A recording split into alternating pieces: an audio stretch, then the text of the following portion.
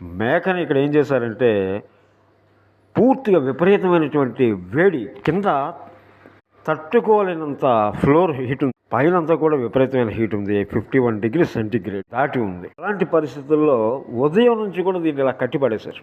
పక్క చేరబడదామంటే ఆ కాంక్రీట్ విపరీతమైన వేడి, కింద ఆ ఫ్లోర్ వేడి, పైన ఉన్నటువంటి వేడి, దాని చుట్టుపక్కల ఉన్న ఆల్రెడీ తన దోస్తులు నలుగురిని చంపి పడేశారు. తాగుదామంటే చుక్క నీరు లేదు, ఉందామంటే కాసింత నీడ లేదు. ఇలాంటి పరిస్థితుల్లో ఆ నోరు లేని జీవి చుట్టూ ఉన్న మనుషుల్ని రాక్షసుల్లా చూస్తే తప్ప వచ్చి కనీసం ఒక్క చుక్క నీరు అది బతుకున్న టైం వరకు కూడా తనకి భగవంతుడు ఈ సృష్టిలో ఒక స్థానాన్ని ఇస్తే దాంట్లో ఒక చుక్క నీరు దక్కనటువంటి పరిస్థితి ఎంత అన్యాయం అండి, ఎంత బాధాకరం. ఈ బాధపడ్డాక నాకు అనిపించిందండి, ఇక మాంసం అనేది అచ్చి ఇంత దౌర్భాగ్యం, ఇంత దారుణం ఇంకోటి ఉండదండి. మన పోషణ కోసం దాన్ని అంత దయనీయ స్థితిలో దాన్ని మన పంటి కింద నొక్కిపెట్టి కొరికి దాన్ని ఏదో పరధ్యానంగా తినేసి మింగేయాల్సినంత అగత్యం అవసరం మనకు ఉందండి. సృష్టి ఈకోసిస్టమ్ అనేది డెవలప్ అయ్యేది వీటన్నిటి వల్ల.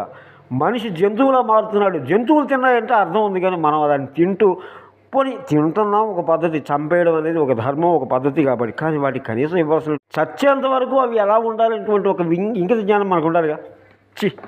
చాలా బాధ అనిపిస్తుందండి.